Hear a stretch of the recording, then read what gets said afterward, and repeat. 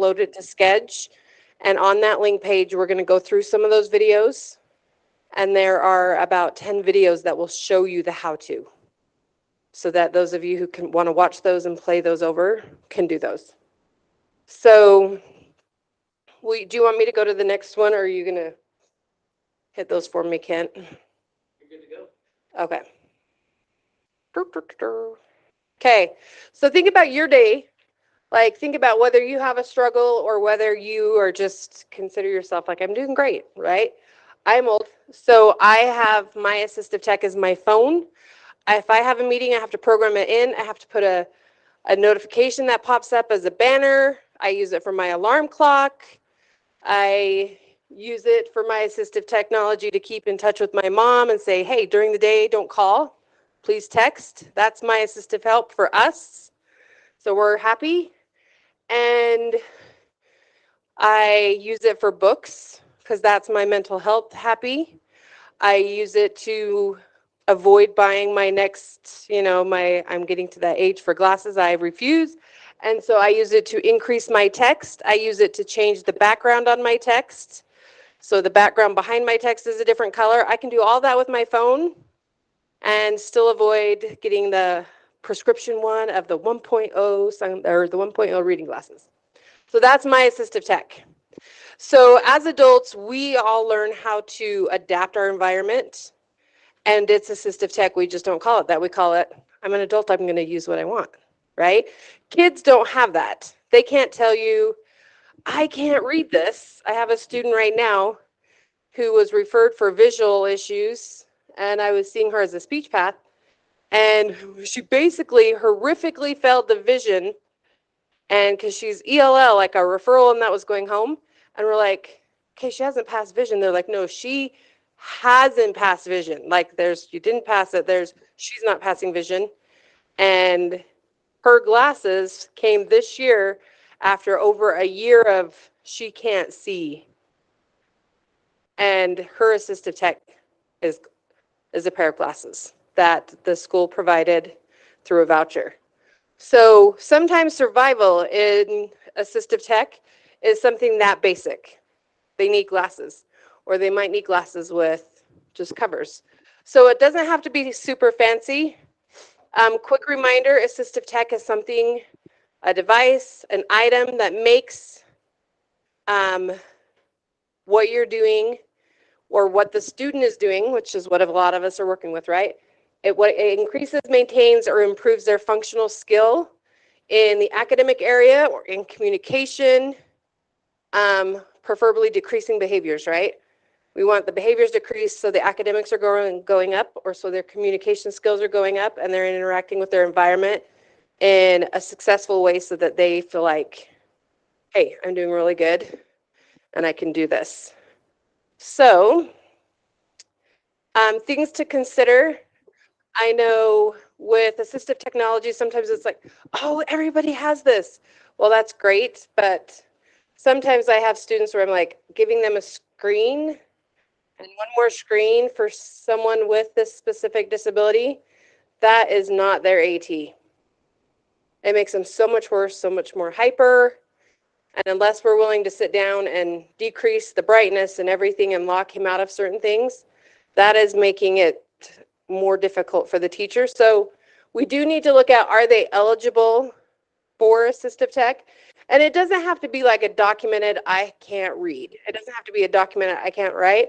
It can be, I need help with my wheelchair.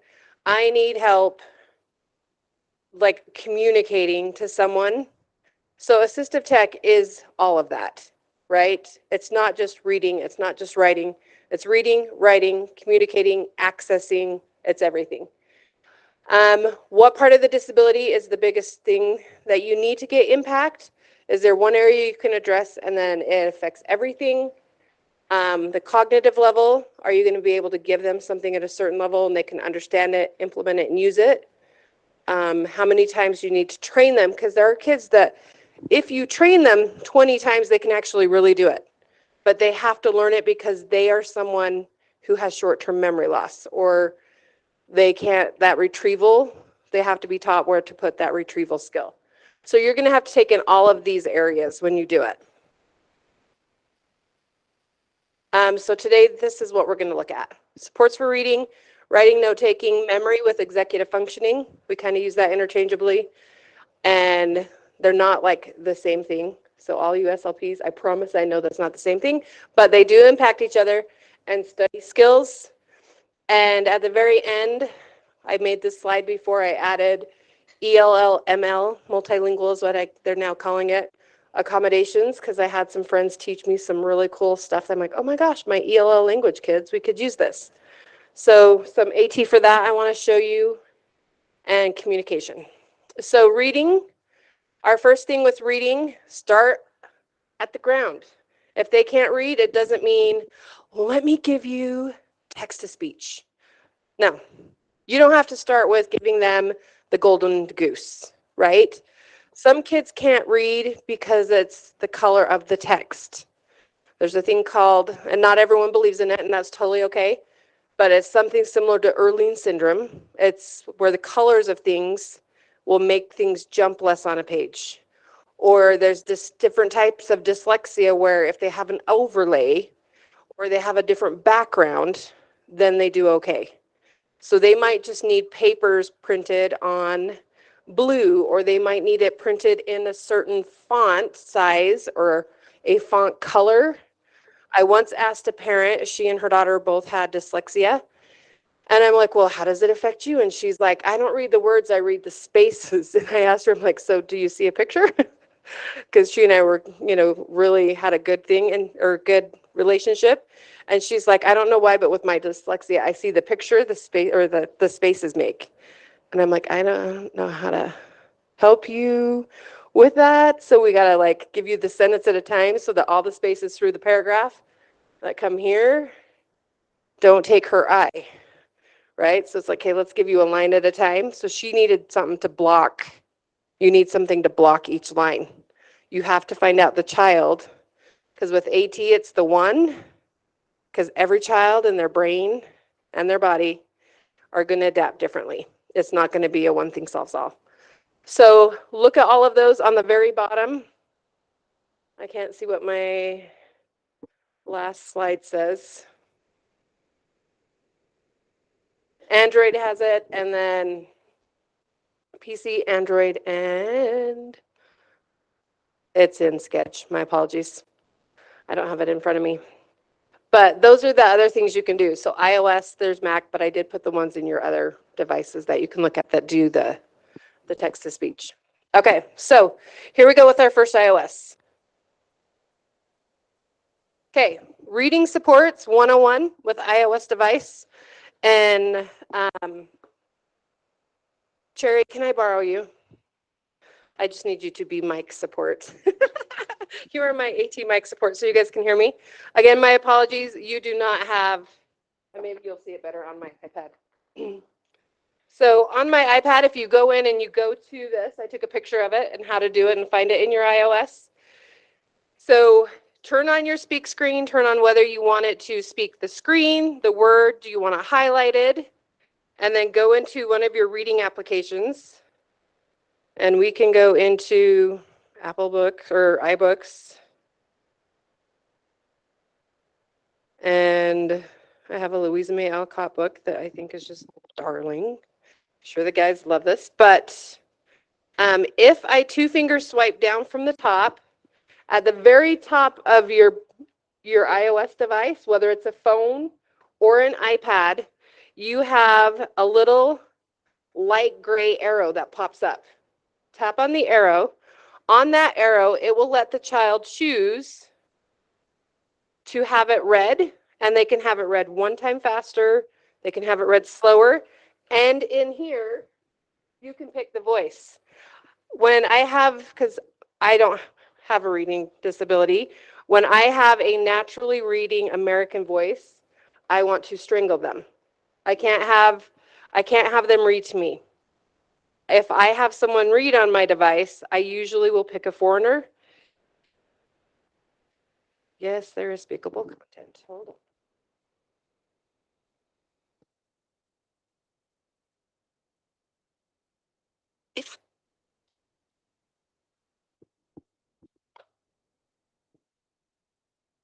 Picture.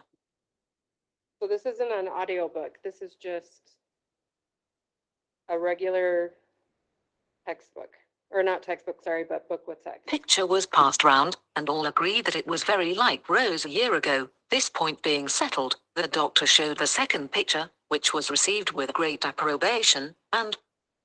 Okay, so I can take any book I put on my Kindle, my iBooks, my book, Desert Book, whatever, my Capty, my Easy Reader, and I can have it read a book that I'm only able to find as an e-reader, EPUB. And then I can speed it up, and I can't listen to it this fast. Very like Rose a year ago. This point being settled, the doctor showed the second picture, which was received with great approbation, and pronounced a charming Okay, likeness. now some of you are laughing. I actually had a parent and his kids tell me that if they read it, and I can't remember if it was 1.5 times or 2 times faster, with their dyslexia, they could process it better. Can you do that? 1.75. You are only the third person I know that can do that with the speed.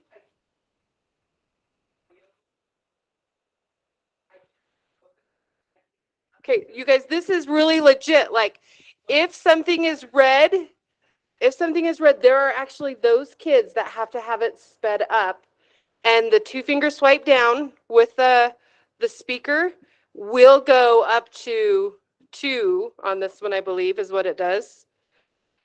And yeah, it goes up to a 2. I can't. It sounds like Alvin and the Chipmunks. So some of you guys are old enough to know them. Some of you are not. But that speed is a legitimate concern for some kids. But how many of us I have never tested a kid going a 1.75. Mm-hmm.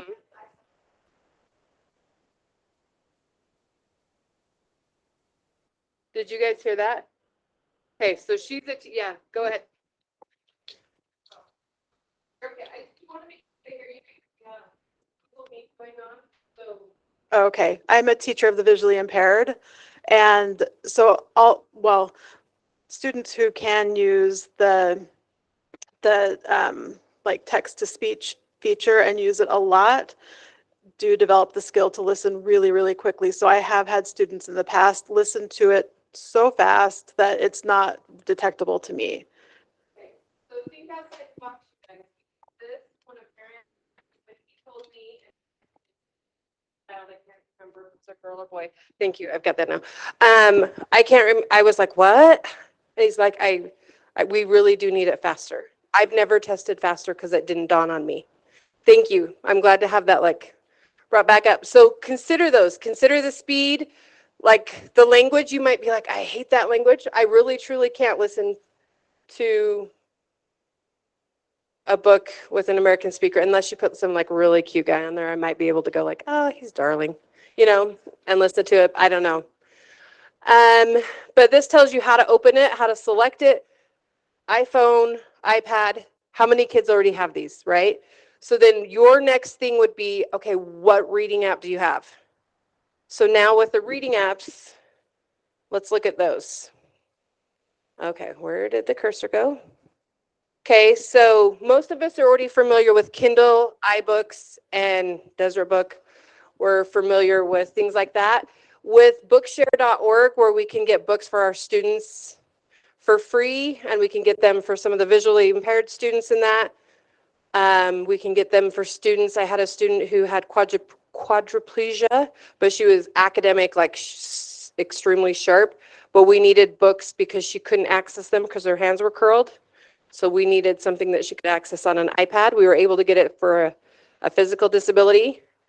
Bookshare now, instead of using the Read to Go app, now uses Dolphin Easy Reader and the Capty Voice.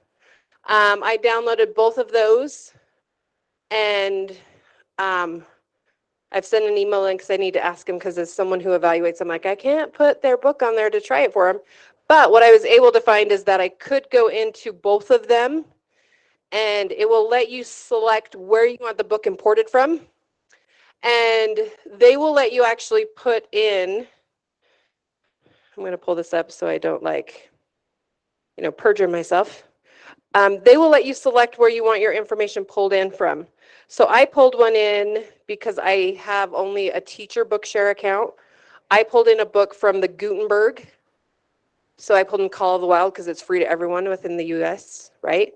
So you can pull in those kind of books. You can actually pull in your newspaper subscriptions, and this one is through Dolphin. You can send text on the clipboard. You can teach them how to do clipboard and take a picture and then copy the text and put it in. It will read it to them. They can change the background, the text size, the font, and all of that is within Dolphin, and that can be downloaded. Now, CAPT is $30 a year per student, and you can do the same thing with CAPT. And on Sketch, I've attached the videos. So you guys have video links that will run you through that. And part of me is like, I think we have time to look at these, but I don't want to have you guys run out of time. So here's the resource page. Let's just take you through. Okay, so iOS, here's like your 30-second video on how to turn it on. Here's your Dolphin Easy Reader. So let's turn this one on for just a sec. Monday.com makes dance great again. Yeah, you know what? I'm not going to say again because I never were. And Skip the Low ad. vision, blind, or dyslexic? Access your favorite libraries with the free Easy Reader app. Browse for a new bestseller or search for an old favorite. Follow along with perfectly synchronized text. Sorry. My It was the best time multitasking of day. skills are- The July sky cloudless. Change the text size, pick a color, add a highlight, or tweak the speed. The July sky cloudless. The slowly setting sun, a spotlight on the east. Get your newspapers delivered direct. Or copy and paste text from anywhere and Easy Reader will read it. Los Angeles is a sprawling Southern California city and the center of the nation's film and television industry. Download Easy Reader from the App Store now. Easy Reader, a better way to read.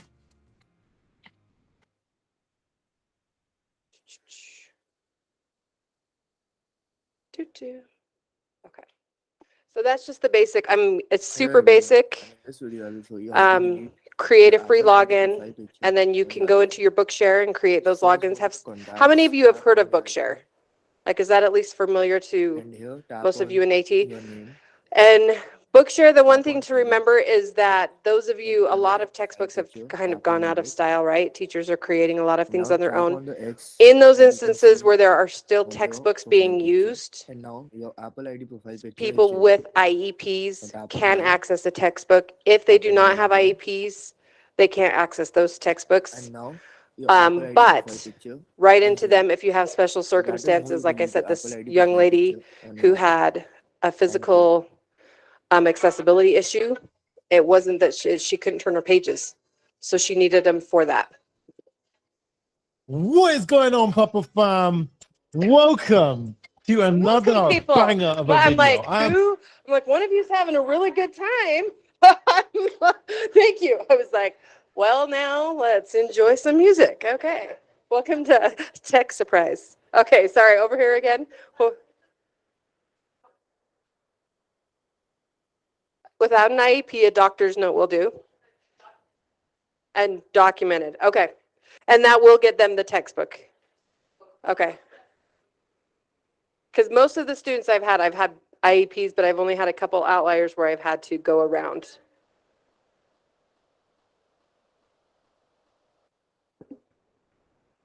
Yeah. So your 504 kiddos that don't really need the IEP for academics or anything, you can document the disability that's like a physical access issue or that and get them that access. Mm-hmm. And then 50, yeah, it does cost for adults to maintain after they age out. Yes, you had a question or a comment?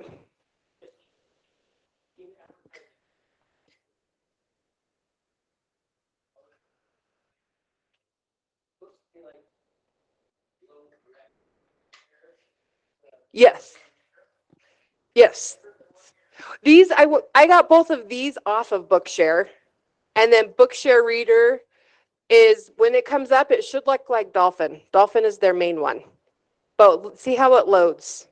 Because when you go in, I'm so sorry that the Apple TV doesn't. And I'd show you, but when you load Dolphin, and then when you click on the,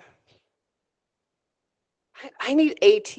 I need like 5 books under this for like someone who's over 5 too. Okay, so right here, this is through Bookshare. So that app may, it should go take you to Dolphin, then register, and then. But it is still free if you go through that Dolphin for the student.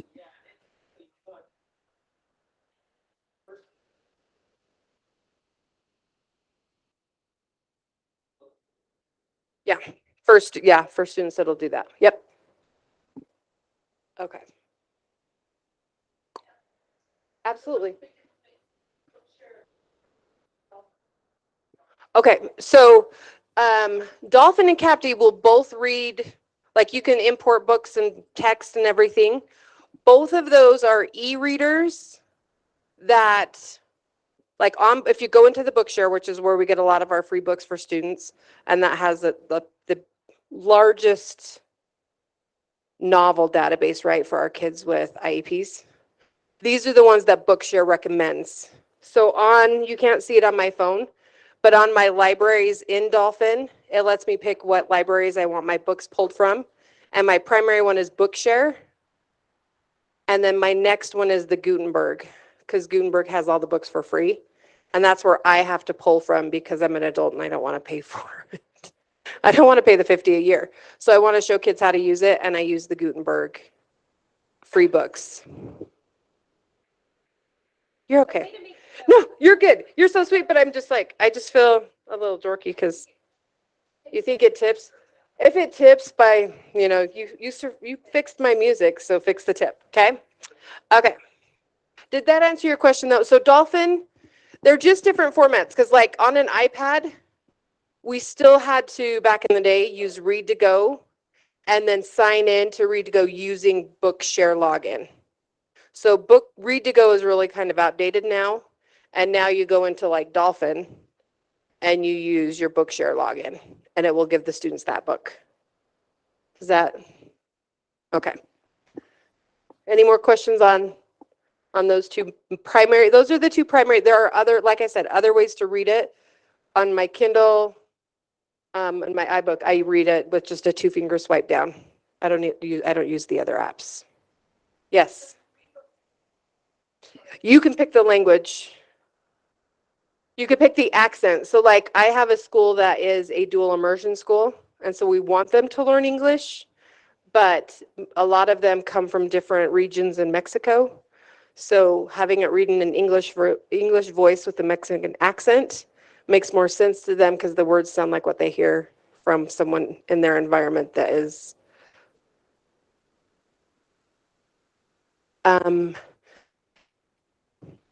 no, but that's what we're going to do on the ELL page and show you how to use Google Translate on text. So we'll do that one on that one. But I have it with books. It won't translate a book, but you can I can show you how to translate a document. So if you're showing them a book and they're like, oh, I don't understand that book, you can actually just hold your iPad over it and it'll translate that whole page in Spanish. It'll translate in like 6 languages. Okay. Hand-eye coordination is still, okay. Reading and writing supports. Again, always look at just the basic. What can I do? Because how many teachers do we have that are resistant? What can I do that's just the basic that'll work? Will the basic work, or do I need to think outside the box, right? So can they do a fill in the blank? Can they do a short answer? Can you tell the teacher, you know what? Just take that homework page and blow it up to 120 on the copier, and she'll stop giving you fits. Let him use a marker. He can't handle how a pencil scratches, or he can't handle that the pencil lead breaks because he writes so hard. Don't give him a pencil. Let him use a pen. They can't erase. So, do you want a tantrum or do you want the homework done? So you have to kind of help them reason through what battle do they want in order for that kid to be successful. Markers, crayons, pencils, mechanical pencils with thicker leads, thinner leads. Talk to your OTs. This is where I learned a lot of it from. was a good friend of mine who's an OT on my last assistive technology team. Find those different things. Find the college ruled paper, right? Find the one that's like a half an inch where you're like, wow. But if that's all they can do, like let them do it. You know, pencil grips if they need it. If they don't need it, let them do that. The other thing is with styluses, did I say that word right? Anyway, octopi, octopus, all of that, stylus. I recently, the little stylus, we're going to call it that, and I'll just accept that because we're AT. So they're this, you know, your generic ones are like this tall. I'm 5'9". My hand is that tall. That stylus is highly ineffective. I like mine taller. So I have one that has like an adapter on it because I can use both ends of it.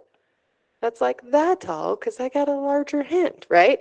But I just recently on Amazon purchased stylus, except that looks like a Crayola crayon for my student that has a motor hand problem and needs something thicker to hold, and she can pick pink, yellow, green, or blue and access her iPad with that crayon, but it's a stylus. It's not a crayon. It just looks like a crayon, so no one knows that she's using a stylus.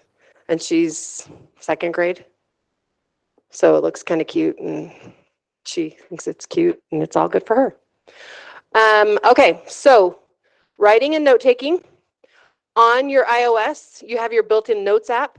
I don't know if a lot of you know this, but on your notes, if you take a picture and you import it into your notes, you can click on markup. Have you heard of markup? And you can type right over that note, and you can type in, like fill in the blank worksheets, or you can write on them using the little pencil icon in your notes, and then you can email it to a teacher straight from your notes app. You can also do that in my favorite, which is Notability, or one of my favorites. I like to do things in Notability. You can't type directly on the document, but you can take stuff there. But you can do Siri in your notes, so they can do speech to text. So if someone has to do an essay, but all they have is a phone or an iPad, we'll talk to the teacher about letting them do speech to text.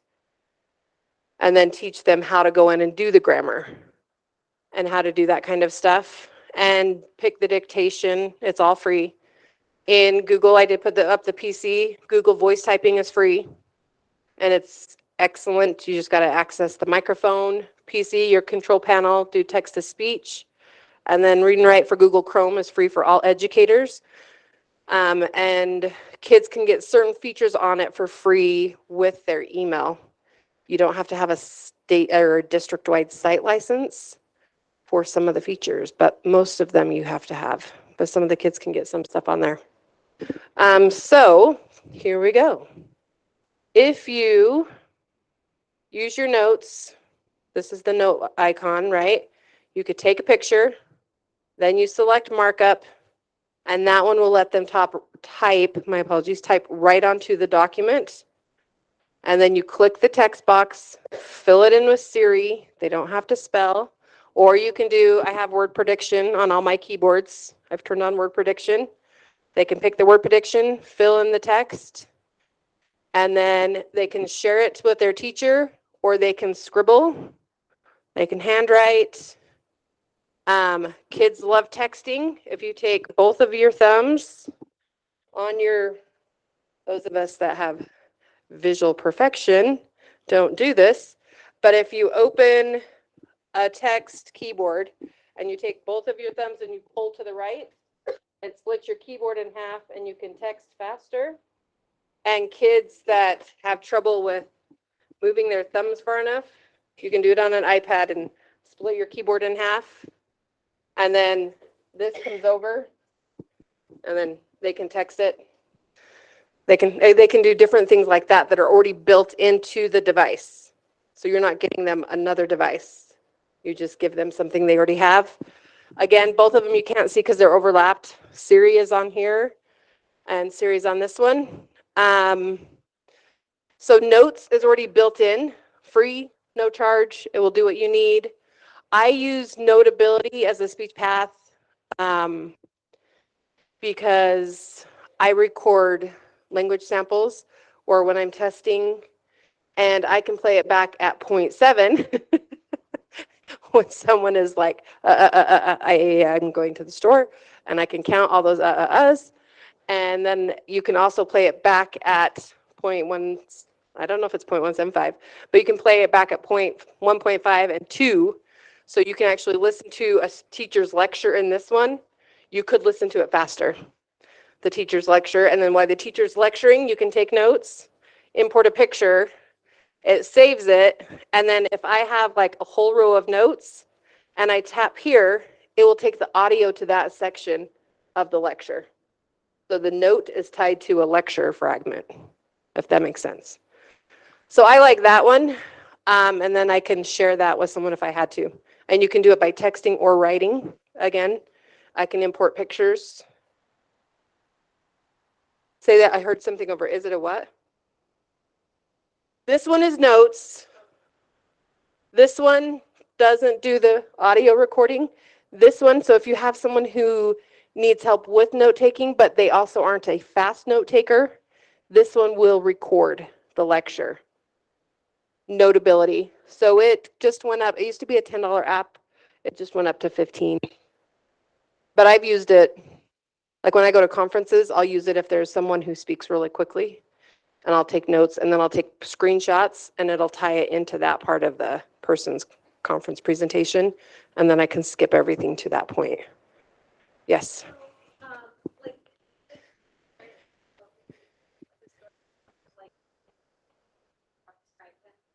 Yes. It's the same function as a smart pen. The only thing is, like, you can do it with a stylus and it's already on the iPad. So like the smart pen, you can upload it now, a lot of them, and they'll talk to an iPad or a computer and do stuff, but some kids need paper. Some adults still are like, we're paper dependent, like those sticky notes, those stupid little things you put all over your computer. Some of us still do those even though we have the tech. Kent, yes. Pardon me. Yeah.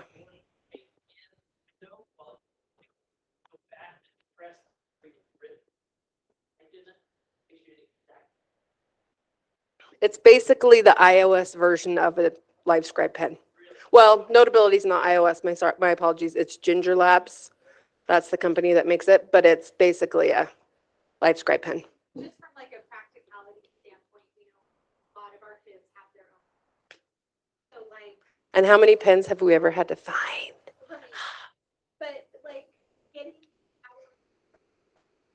our apps just like, I guess this is every student figures this out of like getting our apps on their personal devices. Mm-hmm. Is that a challenge or? Well, you know what? A lot of times, if you can justify, like, hey, this is what they need, most parents with a child with a disability, this is like not a communication app that's like $250. And if you're like, let's try the notes for a bit, let's see if they are taking notes. Can they try the notes?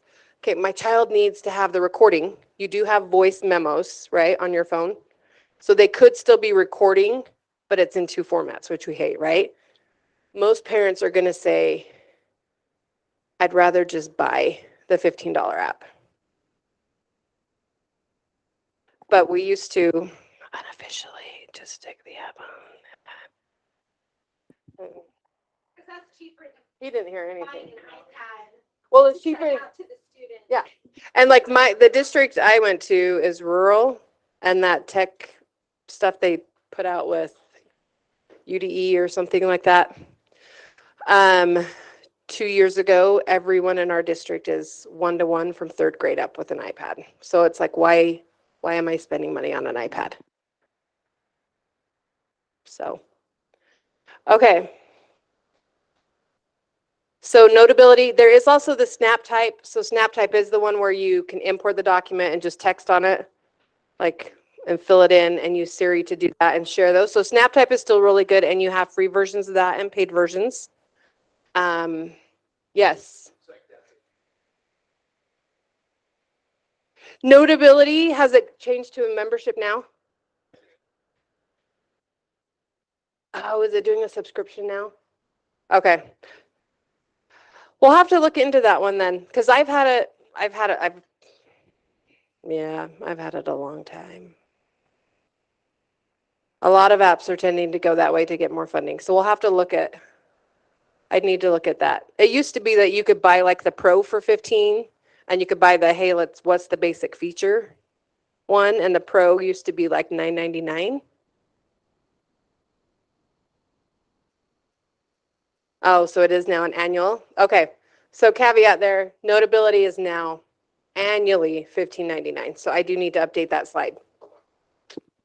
Sorry, Pete.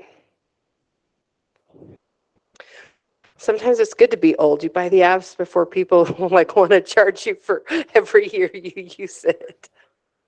Before the world turns into subscription based. Yeah, no, I use this one like constantly as a speech path.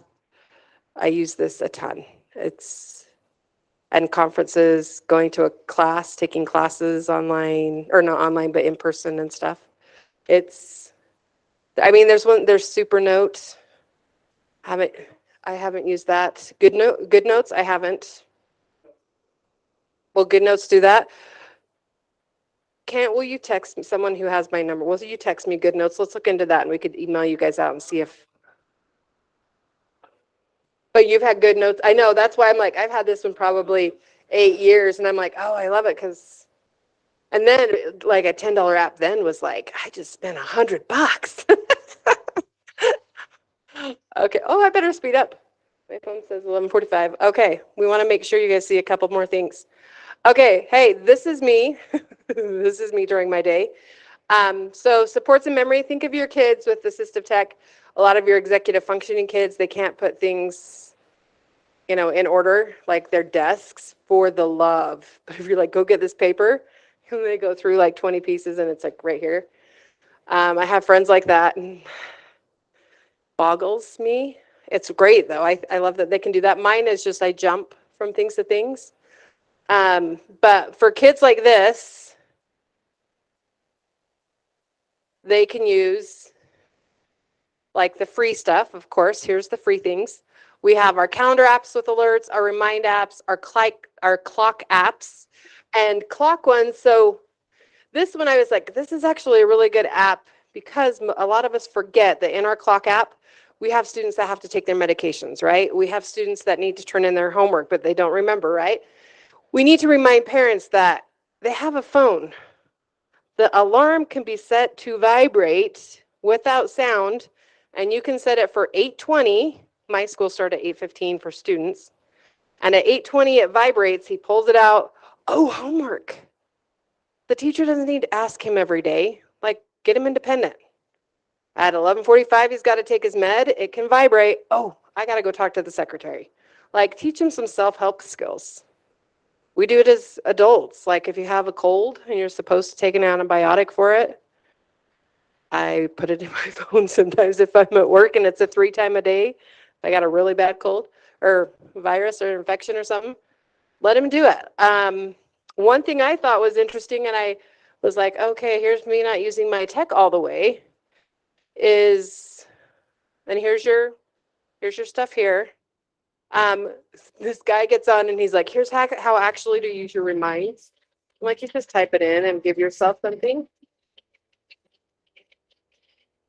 Apple's So- Reminders application is better than most people give it credit for, and it's getting even better So with watch iOS what he 16. does, and we're So in only this gonna watch a video, I'm going to couple show you what's new parts in of it. Reminders with this new I don't update, use it this along in with depth, some but if you useful were to tips and teach a tricks that student- you're probably not using. Let's start with the new features introduced with iOS 16. You can now pin important lists to the top of the Reminders application. And he's All you have to obviously do not from is Utah right 'cause here he under says My all his Lists, T's, just so haptic press on that that bothers list, you, and my you will see a apologies. new option there for pin. Simply tap on that, and it will pin it up here in this little section up top. And if you tap on these 3 dots right here and go to Edit Lists, you can move this around. So if you want it closer to the top, you can move it right there, then tap Done, and you can see it has moved in the position. This feature is similar to how you pin notes in the Notes application. And by the way, if you want to see how to best use the Notes app in iOS 16. I did also make a video on that, and I will leave that linked down in the description below. We also have a new list that's added by default called completed, and this is going to show you all of your completed tasks in For one our executive section. So you functioning can see up kids, top, it how even nice says would it we have be to 92 know completed that they had a reminders, and you also completed get the list and they option could say, there Mom, to look, clear I know all I of them if you did want these to. 5 Before things. in iOS 15 I may not have earlier, got the you had to other go into 10, a specific list, then but tap I the have 3 5 that dots, I know I and have then go done. to And you show could completed. get You do not positive have reinforcement a for the ones they full-on did section complete. just for every completed reminder. We also have some changes when we go into a list. So I'm going to have And I know iOS some 15 on people the do left, have older iOS phones, so you're going 16 to be on the looking right. off If you of the go into our iOS iOS 15 versus 16 the list right here, 16. you will see that the So iOS most should 16 be on a text, the 16 title now. text, is now up top as opposed to being this big blue text over there on the left on iOS 15. We also have a lot more space now, so the individual tasks are a little bit smaller. We do also have this little window icon right there, which if you tap on that, that is a template. So your rich text from notes, if you have like bold, italics, bullet points, or anything like that, you can see I have some bullet points right here underneath So you of can this actually task. And if you go adapt to one it of your to how you reminders need and it you to tap look a little on bit the better. eye right here, if you go down to priority, Okay. Why? Why in do I want iOS better help? 15, it opened up a whole new. There it is. Okay, so that one was, and we're clicking out of it so you don't have music this time. So a lot of features I found, even though I know I don't know my phone, but I use my phone. And my aunt calls and her first thing is tech support. And I'm like, what'd you do? And I'm like, hold on, let me turn off my TV. And I'll turn it off and she'll say, okay, this is what it's doing. And I'm like, this is what you did. And so then I walk her through because she lives in St. George. And I'm like, okay, now did that fix what you actually told me on the phone? And she's like, yes or no. And I'm like, okay, now tell me again. And we try and do tech support on the phone for basic iOS. And so a lot of us don't even use the full function because think of a computer. How much of your computer do you actually use? Right? So there's a ton built in to your iOS that we just need to help students according to what they need, use it. Recently, they've come out now with communication apps that will now function on a phone. Now, having said that, all of you SLPs, and hopefully you're with me on this, the nice thing is it goes with them and it is small. The bad thing is it's small. Like it can go with them, but not all of our kids on a communication device have really good fine motor skills. So if your button is like that big, you're hoping what they're hitting is what they need, but at least they have a way to communicate, right? But there are some apps out there that do have a communication schedule. So there's only a few buttons. Touch Chat does have one that has like 25 buttons on it, or there's one just lower than that that's the 20. So when they go out and it's on a phone, you could adapt the app on the phone itself to have fewer buttons and just teach them that that's your communication for when you're out and about if you forget your device. But they do now have some that will go on your phone. So they do have those too. Okay. Here we go. Okay, so this was like an aha moment for me. And yes. Oh, I'm so sorry. Do you want me to go back one? Okay.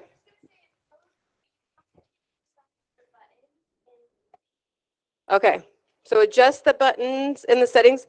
And where it is iOS, if it's a student who is nonverbal with really good cognitive, you can teach them the zoom feature. So they could zoom it and hit the buttons. I just find that the zoom feature can be a little glitchy and you don't want them to lose the speak part because it's zooming over something. But yeah, change the button size and that. Thank you, because you can adjust the button size. Okay. And I'm going to scroll up so I remember. Oh, that one is my last one. Okay, sweet. We should be getting you guys out here on time to eat. Okay. This was eye-opening the first time I saw this happen. I was in an IEP at my dual language school. And I was like, why is this not common knowledge? Because the school is tiny. Like there's like 300 kids maybe. And I went from a school of 940 down to a school of 350. And the other one was like 115. I'm like, wow. I know who your mom is, and that could be your brother because your faces look the same. You couldn't do that in the other school. And I can't remember who was doing it.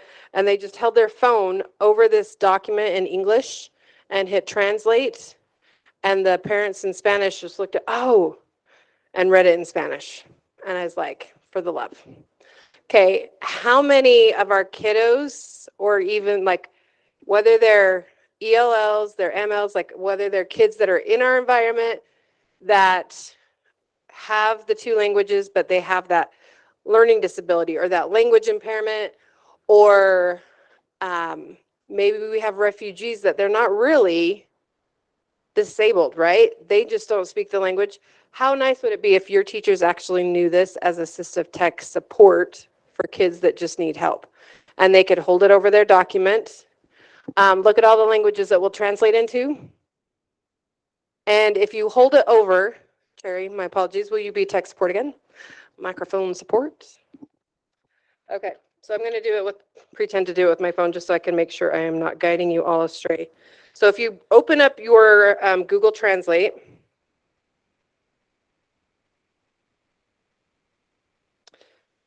and I have a document on there, and I didn't take a picture of this, my apologies.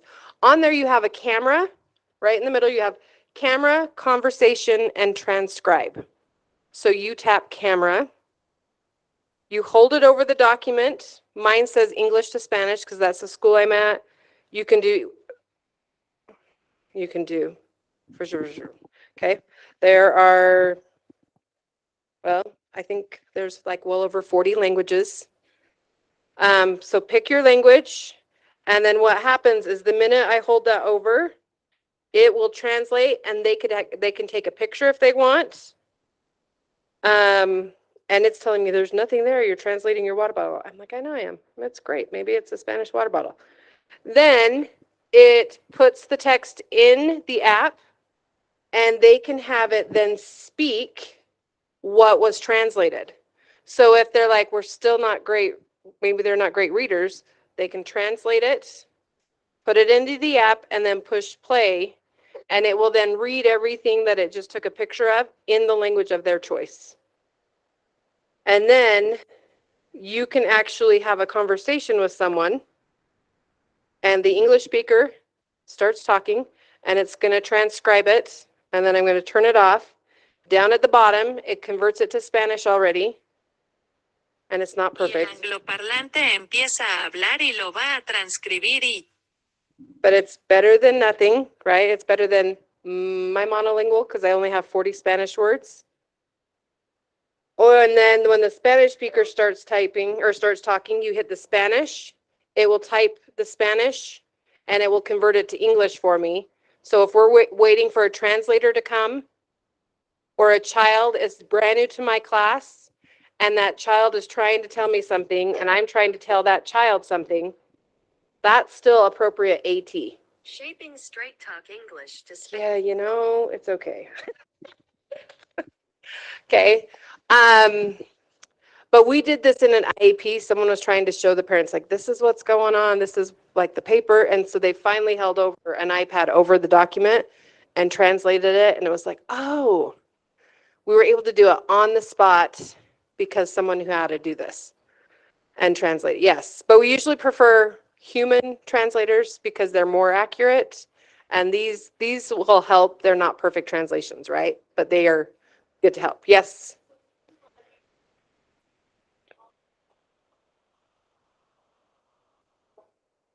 Mm-hmm. Yeah.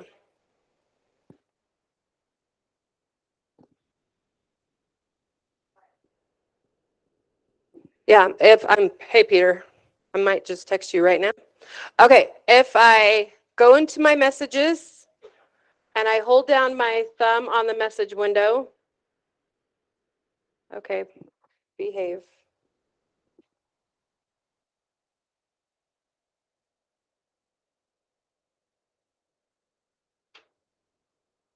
Okay, I actually had to type a word on mine because mine's acting fussy. it will give you an arrow and you can go into translate. Because I just need at least a letter or a word on mine. Because I am right now talking at the same time I'm attempting to show you this. Okay, in it, it will take whatever you type and it will translate it into those languages. And then it says copy translation. So here, I am right here.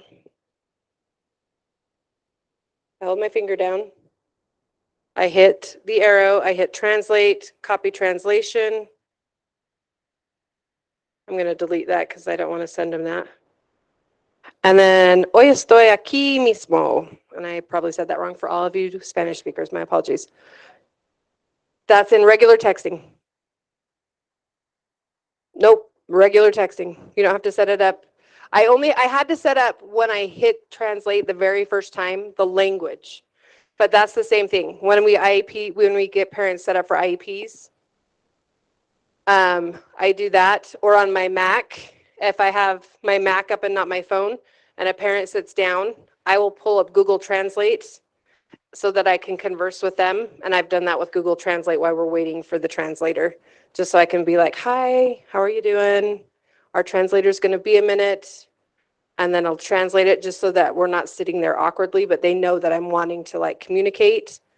And like, my apologies, I need someone to translate more for us. But our students, what if our students could do that?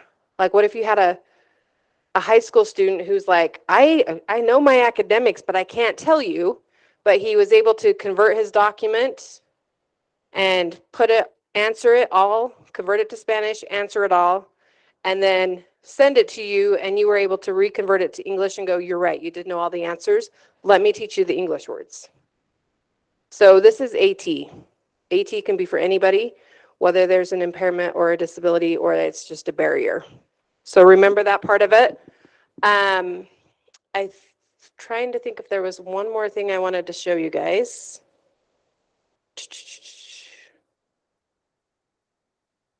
So memory, communicating apps, that Google Translate app, there is a video that'll walk you through how to do all of that on that Google Translate app. And then I've also linked with you guided access. Hopefully, who does not know about guided access? There's just a few of you. You really need to learn guided access. So guided access will lock kids into an app so they can't get out of it. You can set it on a time limit. You can set it so they can't change the volume. So my phone, when I'm not at work, and my cousin's kids, he has 7 kids, and the first time I moved down there, I had fits every time one of them borrowed a phone, and I'm like, this is not happening. I'm like, stop crying. And then the 4-year-old is like, whatever, go away. And so I finally stuck it on guided access, and I'm like, he went to sleep, I can't fix him. Until he was old enough for me to tell him, like, no, it shut down. But he learned my phone slept. He's tired. I'm so sorry. You have to give him back. And then they all learned that there's a 4-minute limit. Now my phone has Temple Run on 4 minutes in guided access. And when they use my phone, nothing gets messed up. But you do that with your iPads, like communication apps. Lock them into the app. Use it for communication. If teachers are worried, there are systems where they can push out, this classroom teacher can push out an iOS app, or not push out the app, but like they can have that classroom on all of them on the same app at the same time, and she can find out who's leaving the app in that room using iOS support. And then you can say, hey, John, you went off, get on the right app. And that can all be done with your Mac and your iOS. So things like that. But that is basically using what you have without buying it, other than, like I said, like the voice to texting and Notability app, things like that. Hopefully we'll have to look for something the kids can use now that's not a subscription, because we like to do a one-time pay is easier. But hopefully you guys found something useful, and if you have questions, let me know.